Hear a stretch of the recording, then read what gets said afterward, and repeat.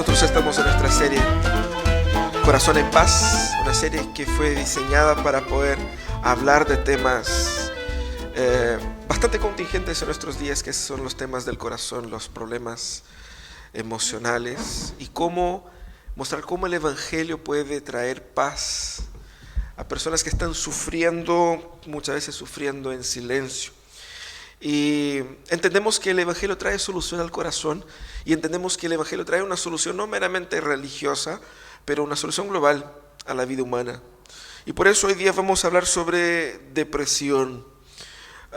Es importante entender por qué vamos a hablar de este tema, ¿no? Hay dos tendencias en el mundo evangélico con relación a problemas como estrés, depresión y otros problemas de enfermedades mentales y problemas emocionales.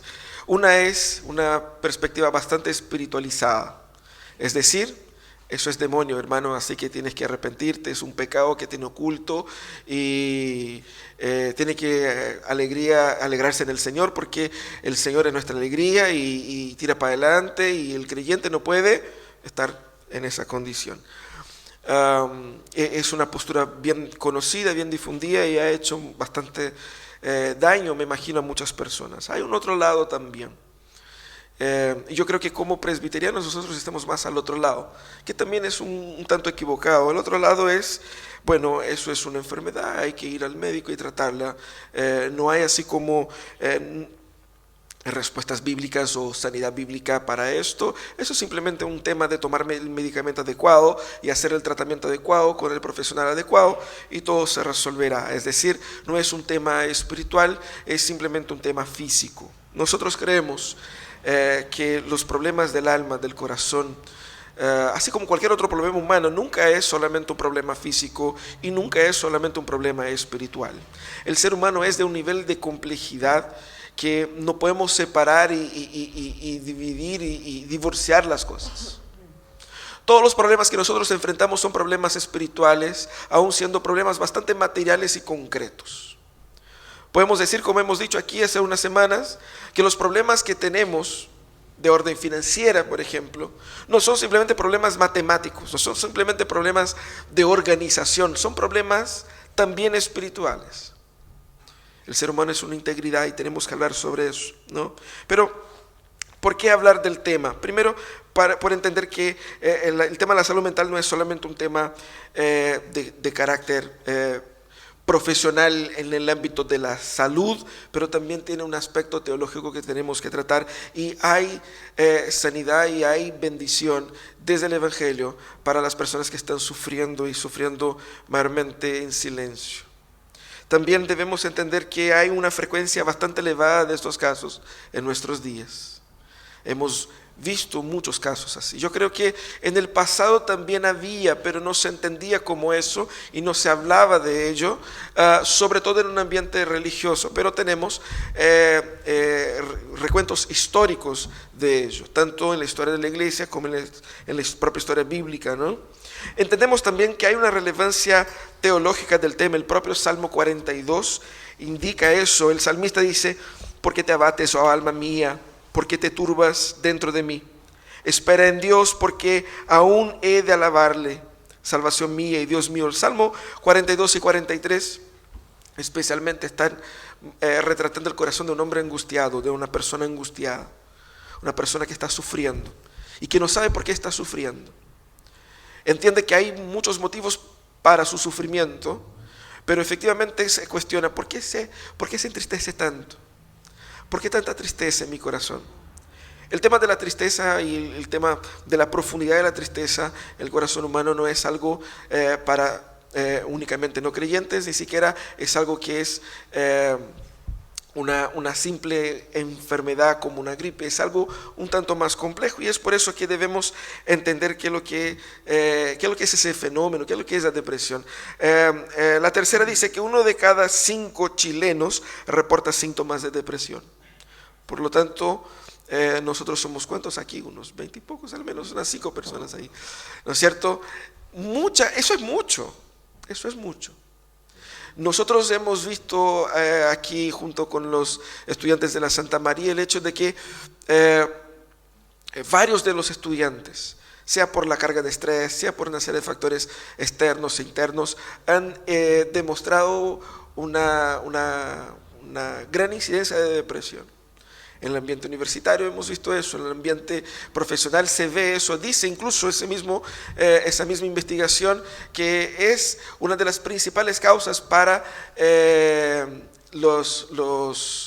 ¿cómo se dice cuando alguien pide para licencia? Para sacar licencia en el trabajo, producto del tratamiento y del cuidado de la depresión. Y es importante poder definir, ¿no? La Organización Mundial de la Salud define depresión como un trastorno mental frecuente que se caracteriza por la presencia de tristeza, pérdida de interés o placer, sentimientos de culpa o falta de autoestima, trastornos del sueño o del apetito, sensación de cansancio y falta de concentración. Son algunos de estos síntomas, ¿no? Entonces, podemos decir que estado de ánimo deprimido la mayor parte del día, disminución importante del interés o placer por todas o casi las actividades en la mayor parte del día, también pérdida importante de peso o aumento de peso, insomnio o hipersomnia casi todos los días, agitación, retraso psicomotor casi todos los días, fatiga o pérdida de energía casi todos los días. Es así como más o menos la ciencia va definiendo la depresión y los síntomas de la depresión. El punto es, el propósito de este mensaje no es para hacer una charla sobre depresión, sino que una predicación desde la perspectiva bíblica. Por lo tanto, lo que quiero dejar bien claro es, nosotros entendemos que la depresión no es simplemente un problema de que tienes un pecado oculto y tienes que arrepentirte y todo se va a resolver.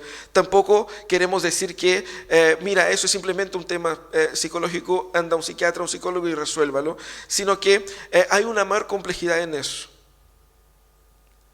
Y que si es el caso, como es para algunas personas, un caso de necesitar un tratamiento y necesitar efectivamente medicación, esto no elimina el trabajo espiritual del Espíritu Santo y de la palabra en proveer también, junto con eso, sanidad. Pero si es el caso, como termina siendo el caso de muchos de nosotros, que no estamos técnicamente en depresión porque podemos tener uno que otros síntomas por un tiempo mucho más reducido, hemos pasado por malos momentos y quizás no sea técnicamente depresión, pero hemos estado bastante afectados, por decir así. Y aunque yo no necesite un tratamiento o una medicación, yo también puedo encontrar en la palabra esperanza y salud, y sanidad y gracia para enfrentar esos momentos de profunda tristeza y dolor. Y eso es importante decir porque muchas veces muchos de nosotros estamos sufriendo solos. La depresión, así como algunas otras enfermedades, pero sobre todo la depresión, es una enfermedad profundamente solitaria o una condición, aunque no sea técnicamente, según la ciencia, la enfermedad, el caso tuyo. El sufrir, el dolor, la angustia, la tristeza constante, la falta de ganas por la vida, tiende a ser una experiencia profundamente solitaria. Ninguna enfermedad es gregaria, ninguna enfermedad une a las personas, obviamente, pero esa específicamente tiene como uno de sus síntomas la tendencia o el deseo por aislarse. Por lo tanto, muchas personas, tanto por vergüenza, por orgullo o por cualquier otra razón, no quieren admitir el dolor, el sufrimiento, la angustia que están pasando. Muchos de nosotros hemos crecido siendo entrenados a apechugar y poner la mejor cara y enfrentar la vida. Y siguen sufriendo en silencio. Yo creo que el Señor no quiere eso para nosotros. El Señor quiere que tengamos corazones y mentes sanas. Y hay sanidad en la relación con el Señor. Tenemos que entender eso. Que el Señor disponga los medios, tanto médicos como sociales, para ello es parte de su labor, pero también están los medios espirituales. Y no queremos negar aquí también, si por un lado podemos decir que no creemos que el tema de la depresión es simplemente un tema del pecado y del demonio, no podemos negar que el pecado puede llevarte a la depresión, así también como la opresión demoníaca. No podemos negar eso. Es un hecho. Por lo tanto, tenemos que considerar que dentro de la complejidad de nuestras vidas, podemos, conducidos por una condición pecaminosa, vivir una especie de frustración profunda, de aislamiento, dolor, que conlleva a tener síntomas depresivos. Lo mismo, todos nosotros somos expuestos. Siendo cristianos, creemos que el diablo no nos invade y no nos domina, pero sí puede oprimir, sí puede nos atacar y generar o estimular cosas en nosotros que nos conduzcan a esta situación. Y podemos encontrar solución en la palabra. Y es interesante poder entender eso desde la perspectiva bíblica. La Biblia muestra personas que han sufrido angustias profundas y que han deseado la muerte y han llegado al nivel donde se encuentra con el Señor y dice: Señor, yo ya estoy aquí, ya se me sobrepasó, no tengo razón para vivir, quítame la vida.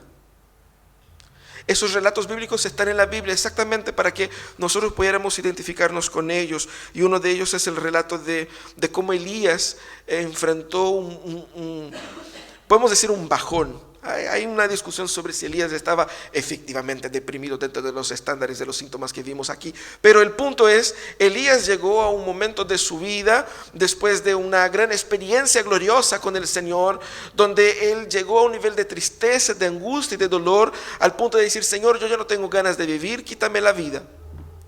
Él se alejó de todo, y podemos ver en el relato que vamos a leer varios de esos síntomas que hemos dicho anteriormente, ¿no? El texto está ahí en Primera Reyes, el capítulo 19, de 1 a 18. Y dice: Acab le contó a Jezabel todo lo que Elías había hecho. Paréntesis, ¿qué es lo que había hecho Elías? Elías hizo un desafío. El pueblo de Israel era un pueblo que estaba siendo llevado a la idolatría por el rey Acab y por la reina idólatra Jezabel. Entonces él conclamó un desafío, una batalla de dioses ahí. Los 400 profetas de Baal iban a hacer un sacrificio, y Elías iba a hacer otro. Ambos iban a clamar a sus dioses. El Dios que respondiera con fuego era el Dios verdadero.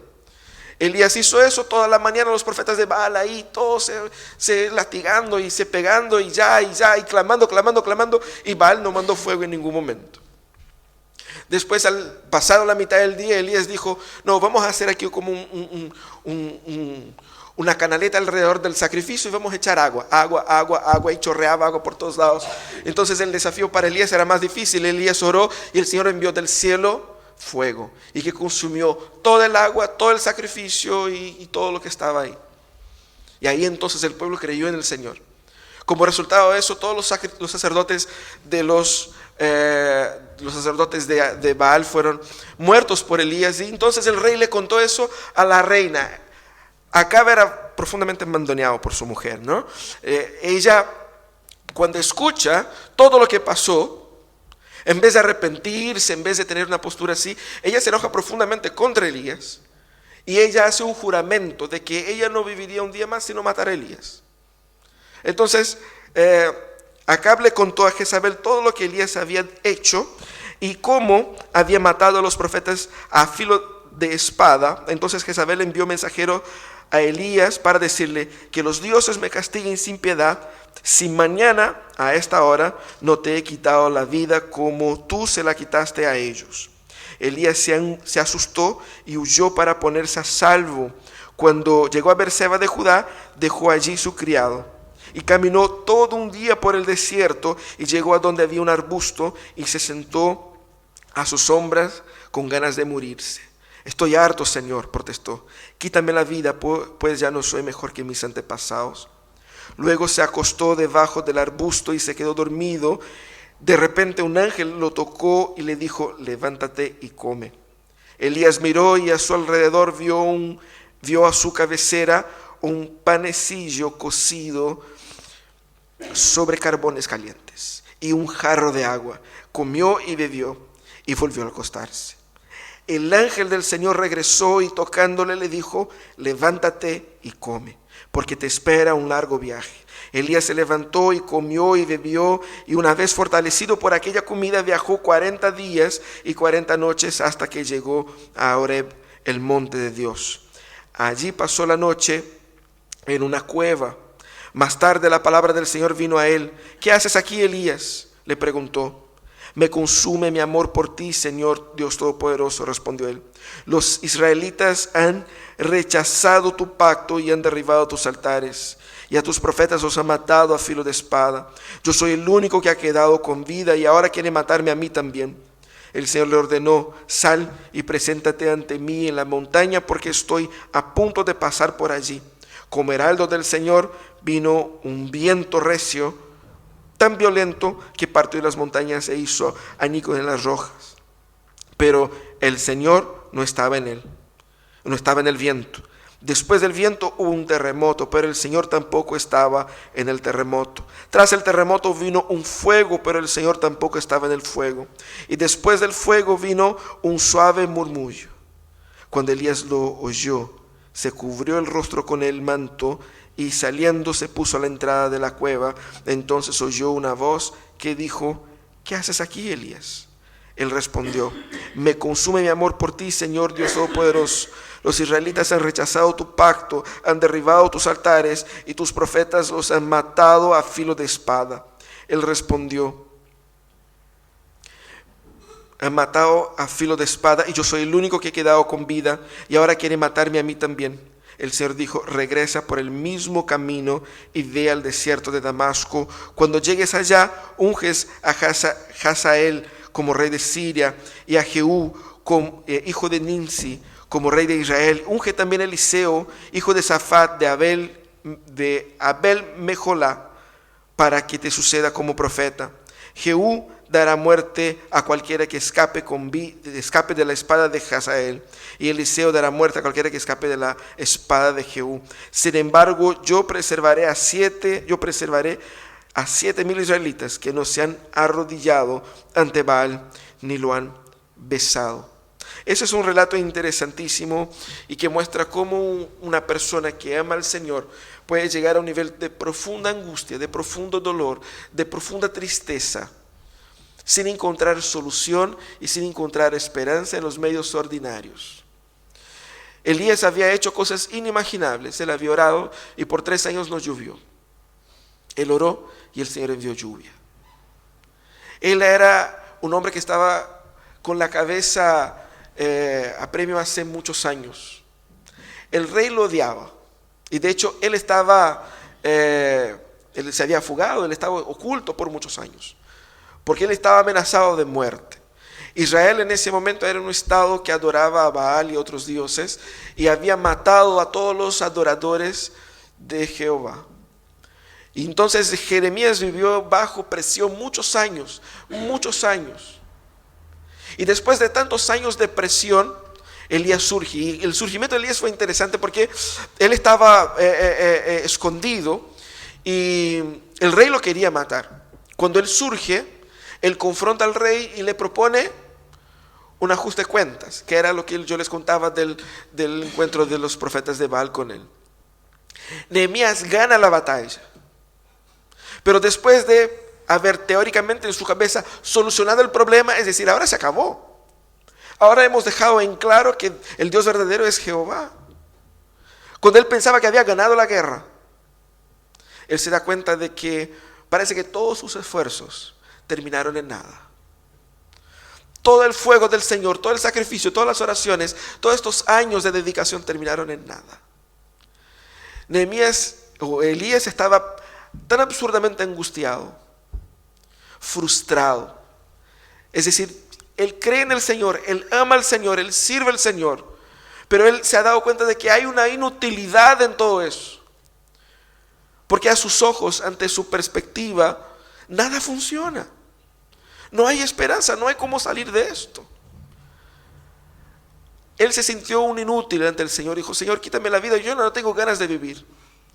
Lo primero que hace Elías es alejarse en el desierto. Él se alejó y se quedó ahí solo para morir. El Señor fue el que tuvo que llevarle comida porque no había comida en donde él estaba. Elías se alejó para morir y se lanzó en casi un intento suicida ahí en el desierto. Es ahí donde el Señor lo encuentra. trabaja en él y lo restaura. Y hay algunos principios en este texto que nos ayudan a entender cómo el Señor puede tratar y puede ayudar a aquellos que están pasando por momentos duros y de mucha angustia, que por razones distintas llegan a la misma circunstancia, que conceptualmente están en el desierto, debajo de un árbol, diciendo al Señor: Señor, yo ya no tengo ganas de vivir, ya no quiero nada con la vida, yo quiero que todo desapareciera, yo quiero terminar con todo. Es bastante el sufrimiento, es bastante el dolor, es bastante la soledad, yo ya no soporto nada de eso, yo me quiero morir. ¿Cómo el Señor trató el corazón de Elías y cómo el Señor puede tratar nuestros corazones? Lo primero que vemos es que Dios cuida nuestras necesidades físicas. Lo que yo encuentro fabuloso aquí es que el Señor, entendiendo el dolor del corazón de Elías, no fue donde estaba Elías y le dijo: ¿y quién te creí? Tira para arriba, piensa positivo, Dios es grande, alégrate en el Señor. El Señor no le retó en ningún momento al texto. Y fíjate que el primer acercamiento del Señor a Elías, en ese contexto, es un acercamiento miraculoso, tratando especialmente de las necesidades físicas. Lo que Elías estaba pasando era espiritual, pero también era físico. Para sanar el corazón de Elías, el Señor entendía que la puerta de entrada era sanar su físico. Él necesitaba ser reanimado físicamente. Por eso, ¿qué es lo que le prepara el Señor a través de un ángel? Le pone una comida hermosa. Él le prepara los pancecitos, los panecillos calientes. Y el pan amasado recién hecho, recién salido del horno, es irresistible. Entonces el Señor empieza a ganarle a Elías por la boca, ¿no? Le ponen ahí la comida y le dice: come. Ojo, es interesante el detalle, que estaba caliente. Que estaba caliente. Qué hermoso. En un momento donde él era incapaz de buscar y proveer su propia comida. No solamente porque no había, sino que porque no tenía fuerzas para tal. El Señor no solamente le da así como lo justo y necesario. Bueno, era pan y agua, pero era, según la descripción, era algo que era bastante bueno. Fíjense cómo el Señor trata a nuestros corazones y cómo el Señor nos trata de forma indirecta. A veces uno espera una solución del Señor, que el Señor le aparezca en una visión y que le diga, que le tire para adelante, para arriba, para abajo y que te haga cosas maravillosas. ¿Cómo el Señor nos trata? El Señor nos trata primeramente a través de los medios ordinarios. Hay una discusión sobre si el ángel aquí era un ángel de hecho o era una persona que, ejerciendo como si fuera un ángel, le había preparado esa comida. Pero por la ubicación, por ser un ambiente tan desértico, imaginamos que probablemente debiera haber sido un ángel propiamente tal. Eso no es como había pasado anteriormente, donde el Señor había alimentado a Elías a través de los cuervos, simplemente por la escasez. Hay un propósito acá. El propósito de restaurar su corazón. El Señor trabaja en Elías, en el corazón, obrando primeramente el aliento para sus necesidades físicas. Y el Señor cuida de nosotros así también. No podemos ignorar cómo el Señor cuida de nosotros a través de la red de apoyo que nosotros tenemos, proveyendo el cuidado justo y necesario para que podamos dar el primer paso. Eso muestra que el Señor entiende nuestro proceso de sanidad. Parece ridículo decir eso porque el inventor del cuerpo humano es obvio que Él entiende y Él da muestras acá. Por lo tanto, no es el Señor que descubre la ciencia que va descubriendo cómo el ser humano funciona, y el Señor ya lo sabía, y es así como el Señor trata. El Señor va y cuida de Elías de la forma como Elías más necesitaba, partiendo ahí de eso. Pero ojo, ¿cuál es el propósito de esa comida? El texto dice, porque él come 2 veces, él está tan agotado físicamente, emocionalmente, espiritualmente, que él come y duerme. El Señor no trata con él, el Señor le deja dormir. Y luego él come de nuevo, y el Señor le dice, tienes ahí una larga jornada. Probablemente el camino de donde estaba Elías al monte Horeb era un camino de unos 45 kilómetros, era algo distante. Y ese es el segundo paso que da el Señor.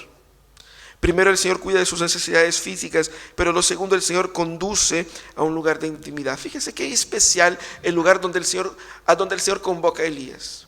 El Señor quita a Elías del desierto, no llevando a un lugar poblado, sino que el Señor lleva a Elías a su consultorio.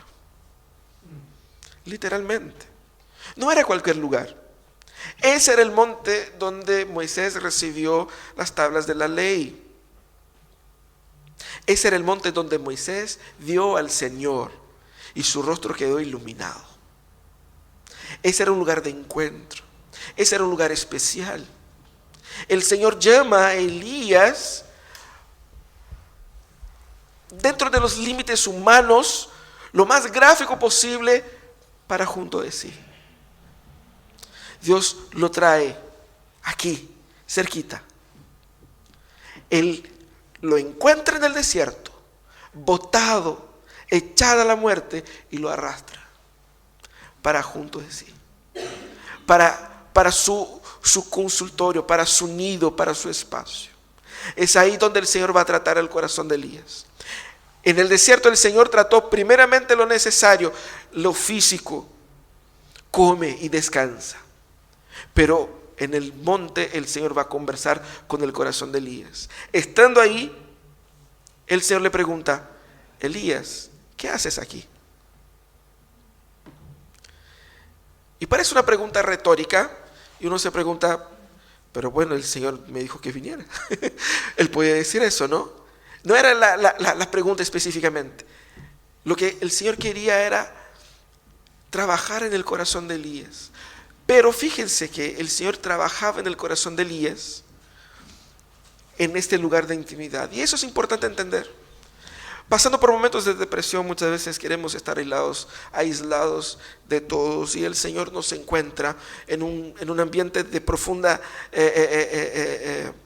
incapacidad de salir. Él nos atrae, Él nos llama, Él nos convoca.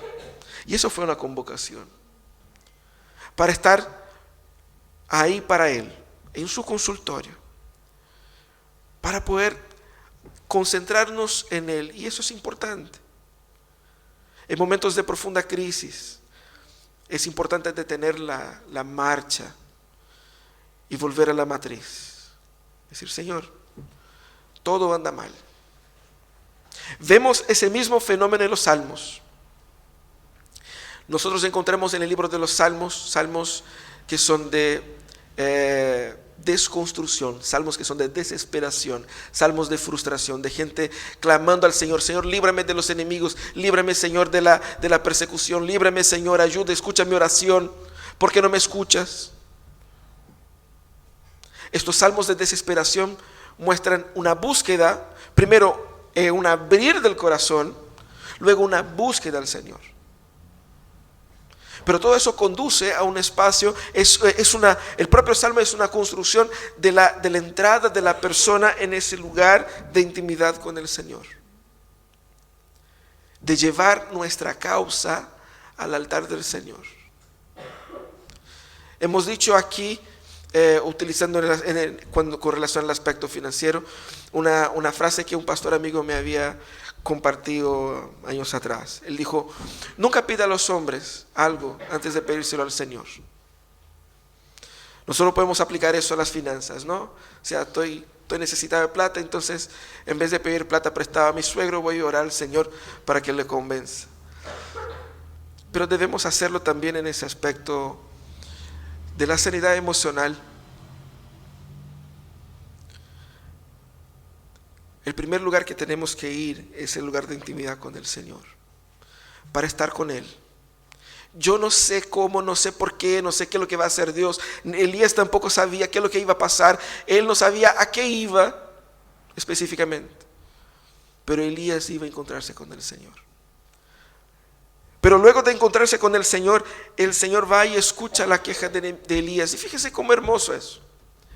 El Señor en ningún momento reprende a Elías por la oración que había hecho Elías. En ningún momento el Señor dijo: estás equivocado, deje de decir tonteras, alégrate. El Señor en ningún momento pasó la lista, podía pasar. En ningún momento pasó la lista de todas las bendiciones del Señor derramadas sobre Elías. El Señor no se lució mostrando: mira, eso es lo que he hecho, eso es lo que he hecho, todo está bajo mi control. Y no, el Señor en ningún momento le dio una charla. Y eso es lo que nosotros imaginamos, ¿no? Que alguien va y le va: mira, Elías, así, así, así, tiene que hacer esto, esto, esto, corta con eso, está mal esto, está. ¿Qué es lo que hace el Señor? Le pregunta: Elías, ¿qué haces aquí? ¿Por qué el Señor pregunta eso? Porque el Señor quería escuchar de Elías qué es lo que estaba en su corazón. El Señor dijo: Elías, habla conmigo, llora acá.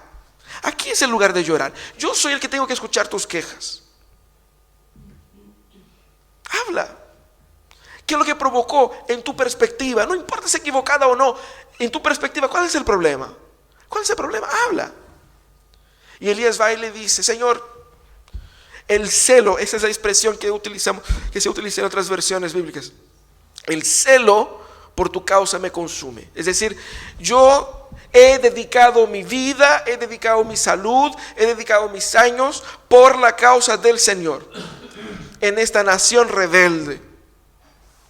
He llegado al clímax de una manifestación asombrosa, doble, porque fue el fuego que consumió el sacrificio y la lluvia que después de 3 años, por la oración de Elías, mojó la tierra. Y después de tamaña manifestación de poder, todo eso fue para nada, porque ahora me quiere matar. Elías estaba frustrado. Él estaba frustrado consigo mismo. Él había entendido que él había fallado con el Señor. Él había entendido que su vida era inútil. Quizás en algún momento él se había creído más de lo que era realmente. Pero Elías estaba profundamente frustrado, desilusionado, no solamente con su ministerio, con su vida. Él entregó su vida a eso y no obtuvo resultados. Y pensó para sí mismo: ya no tengo opciones. El Señor escucha la queja de Elías, no una sino 2 veces. 2 veces el Señor le pregunta eso: ¿qué haces aquí? Eso significa que el Señor es paciente en escucharnos. El Señor escucha nuestro clamor, aunque sea un clamor ridículo a los ojos de Dios. Pero es lo que está en nuestro corazón. El Señor nos trata dando a nosotros el hombro en el cual llorar. Cuando nadie más podría entender, cuando ninguna técnica podría sacar de mi cabeza lo que está pasando, cuando ninguna persona me podría entender. Y como dije al inicio, la depresión o la tristeza profunda es algo muy poco gregario, es algo muy solitario, porque no solamente te provoca el deseo de alejarse de las personas. Llega un momento que a las personas que no están viviendo lo que uno está viviendo, no consiguen entender por qué. Y de ahí vienen todas las soluciones charchas que la gente lanza, ¿no? Hace esto, come tal cosa y da una vuelta a la cual. Porque uno piensa dentro de su cabeza: es eso, si yo estoy bien, tú puedes estar bien también. Pero es más complicado, es más complejo. El Señor lo entiende. Entonces, cuando no hay nadie que me puede escuchar, yo puedo en la intimidad del Señor encontrar un Dios que escucha. Porque para mucha gente Dios no es un Dios que escucha. Dios es un Dios simplemente que manda. Un Dios tan distante. Un Dios que no me puede abrazar. Hay momentos en la oración donde uno no tiene palabras para orar. Pero hay un Dios que nos escucha, incluso cuando no tenemos palabras. Él escucha nuestra queja. Él escuchó la queja de Elías, incorrecta con la realidad desde la perspectiva de Dios. pero honesta desde su corazón. Elías entonces desahoga en el Señor. Pero ahí viene algo fantástico. El Señor se revela a Elías. El Señor nunca nos tratará de verdad sin una real revelación de su ser y de su carácter. Ese es el esencial en el tratamiento del Señor para con nosotros. El salmista retrata eso mostrando cuando él estaba profundamente angustiado y desahuciado con la fe en Jehová. Porque él miraba la prosperidad de los impíos y veía cómo ellos iban bien. Ellos eran sanos, fuertes, ellos tenían mucha plata, ellos tenían prosperidad. Y él, como hijo del Señor, le iba mal, tenía problemas, era perseguido, vivía bajo persecución, frustración, desilusión. Y aquellos que eran los impíos, los pecadores, prosperaba, todo les iba bien, su familia, sus hijos, su esposa, sus negocios. Y él estaba desahuciado del Señor. Y entonces él clama y derrama sus angustias ante el Señor. Señor, ¿por qué? ¿Por qué a ellos les va bien y a mí me va mal? Pero el salmista tiene una frase muy importante. Dice, entonces volví mis ojos al templo, el lugar de la habitación del Señor. Entonces empecé a ver las cosas desde la perspectiva de Dios. Y ahí da vuelta, él dice, desde la perspectiva de Dios, ellos son como la paja, que el viento sopla y mañana ya no está. Desde la perspectiva de Dios todo cambia. Eso es lo que Dios está haciendo con Elías. El Señor le está mostrando otra cosa. Pero ¿cómo el Señor se revela a Elías aquí? El Señor viene y se revela de formas naturales, físicas ahí. Primero, en un viento fuertísimo, al punto de impactar las rocas. Imagínense. El corazón de Elías estaba así, virulento, enojado. Y él esperaba encontrarse con un Dios que se manifestara más fuerte que él, que lo pudiera contener. Un Dios que se mostrara fuerte. Vino el viento, pero el Señor no estaba en el viento. Vino un terremoto, mostrando el impacto, la fuerza, el poder del Jehová, pero el Señor no estaba en el terremoto. Vino también el fuego, el mismo fuego que consumió allá el sacrificio. Vino el fuego, pero el Señor tampoco estaba en el fuego. Todas las emociones de Elías se encajaban con el Dios que estaba, que podría estar en el viento, que podría estar en el terremoto, que podría estar en el fuego. Pero Dios no estaba ahí. Dios estaba mostrando a Elías, mira, yo no estoy en esto. Yo me presento ante ti, me revelo a ti, en esa brisa suave, en ese murmullo, en ese viento.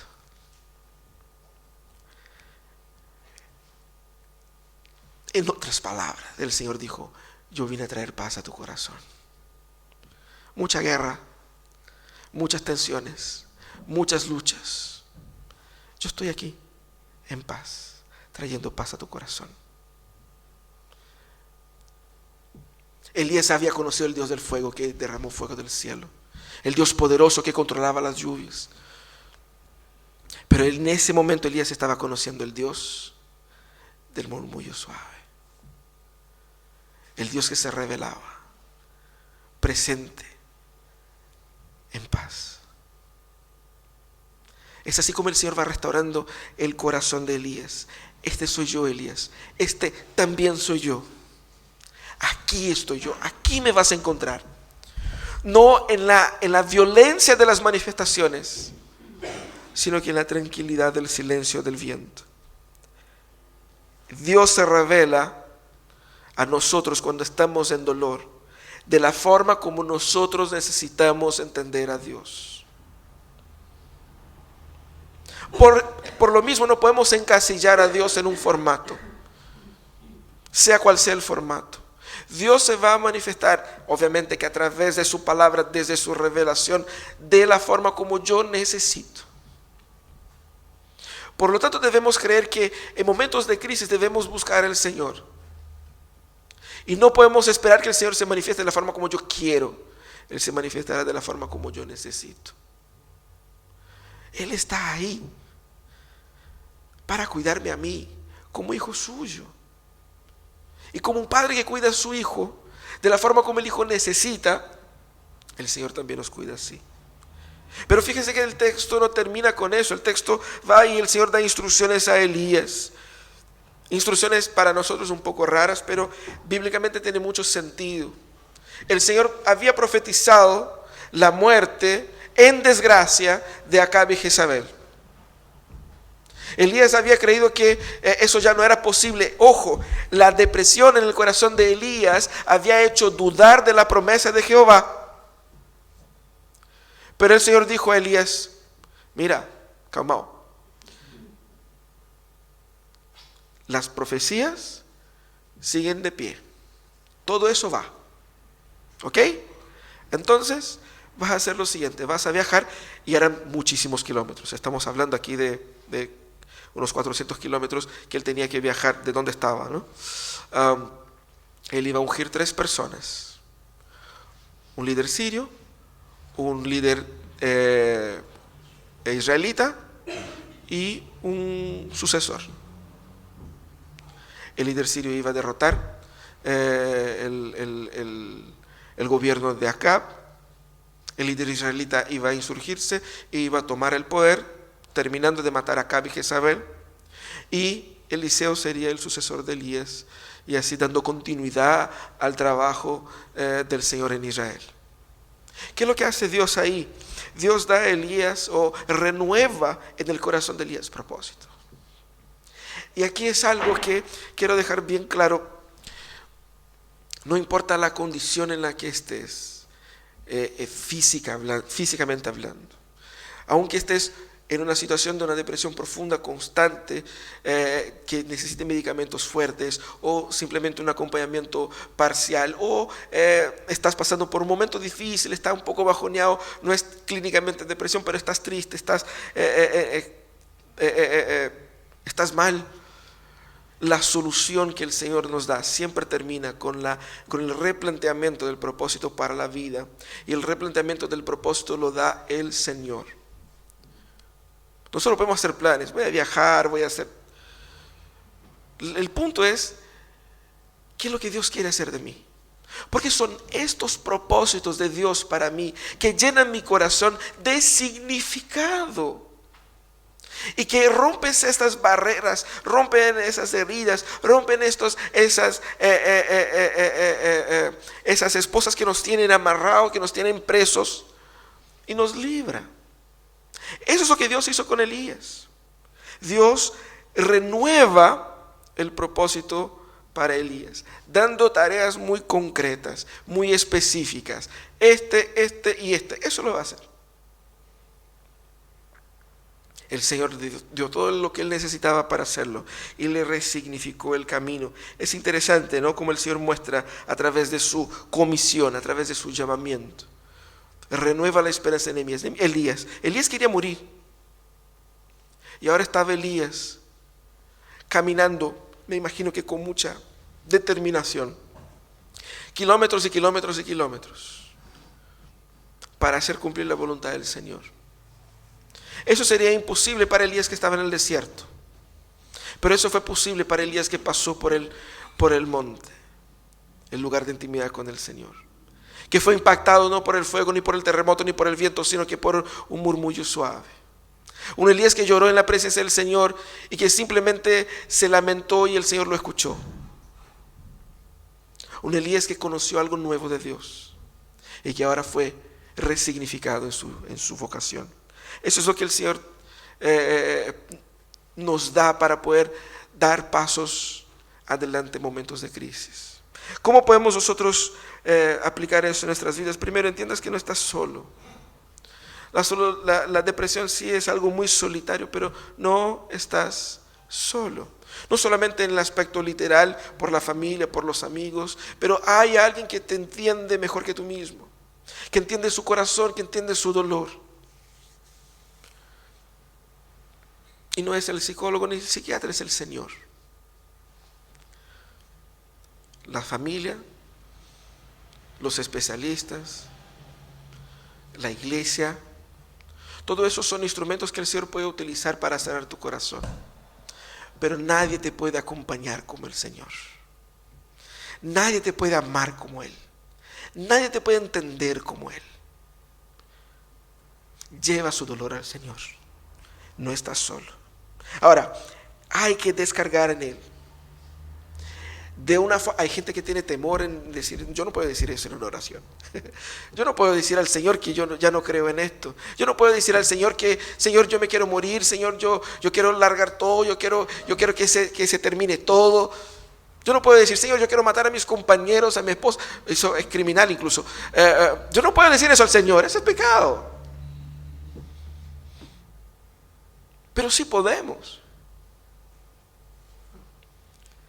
Porque es ridículo pensar que yo voy a ocultar algo al Señor para que el Señor no sepa, para que el Señor no pudiera saber. O sea, ¿cómo es imposible? El Señor sabe. ¿Qué es lo que el Señor quiere? El Señor quiere que yo confíe en Él para decir todo. Porque si yo le digo todo, es porque yo confío en Él. No tengo el temor de que al escuchar lo que yo le diga, Él se vaya a enojar y me vaya a matar o me vaya a castigar. Eso es porque nosotros ocultamos las cosas. Porque tenemos el temor de ser rechazados. Dios no me rechazará, por lo tanto yo puedo decir todo. Es una tontera. Señor, estoy enojado, estoy frustrado, estoy deprimido porque yo fui a la iglesia y no me saludaron y yo volví a la casa y eso me dolió profundamente. Usted puede decir, eso es una tontera. Quizás no para el corazón de uno. Y si no es tontera para ti, no será tontera para Dios. Por lo tanto, yo tengo que abrir el corazón al Señor para las pequeñas y grandes cosas. Para que Él me sane. Descarga en el Señor todo su dolor, pero confía en la victoria final de Cristo. Fíjense que hay algo oculto en ese texto de Elías que es fantástico. Porque el Señor había dicho que Él tenía que ungir a esas personas. Y luego Eliseo. Porque todo eso apuntaba a una profecía que hablaba de que el pueblo se había alejado del Señor y el Señor había decretado el juicio contra el pueblo. Pero todo eso está en el marco de que este juicio es parte del plan redentor del Señor, de manifestar su poder salvífico, pero también de manifestar su justicia. ¿Sabe por qué Elías pudo recobrar las esperanzas? Porque el plan de Dios no fracasó. El plan de Dios no iba a fracasar. ¿Y por qué el plan de Dios no fracasó? Porque siglos después de Elías vino Cristo. Mucha gente pensaba que Dios había abandonado su pueblo, que el pueblo había caído en desgracia, que ya no había más solución. Vino Cristo y mostró para Elías y para tantos otros que el plan no ha fracasado. El plan sigue y el plan seguirá. ¿Cuál es la energía que tenemos nosotros para poder levantar el día de mañana? La certeza de que el plan de Dios para nuestras vidas y para el mundo ha encontrado respuesta final y victoria final en Cristo Jesús. Hay solución, porque Cristo se hizo la solución en la cruz. Hay esperanza porque Cristo materializó esa esperanza en la cruz. Habrá un día donde ya no habrá dolor. Ya no habrá el llanto solitario. Ya no habrá depresión. Ya no habrá angustia ni tristeza, porque Él se la llevó en la cruz. La cruz venció nuestro dolor. Él llevó sobre sí nuestras enfermedades. Él venció. Hay una sanidad emocional, social, cultural y teológica en la cruz de Cristo. ¿Cree en eso? ¿Cree en eso? Porque Cristo venció. Tú también puedes vencer la angustia, el dolor. Yo sé que para muchos es como estar en una cueva sin salida, y es difícil imaginar la salida sin poder verla. Pero el Señor te encontrará ahí, te arrastrará para afuera, te cuidará en sus brazos, te sanará. Porque Él ya lo hizo en la cruz y lo hará perfectamente en la eternidad. Vamos a orar al Señor. Señor, tu palabra prométenos.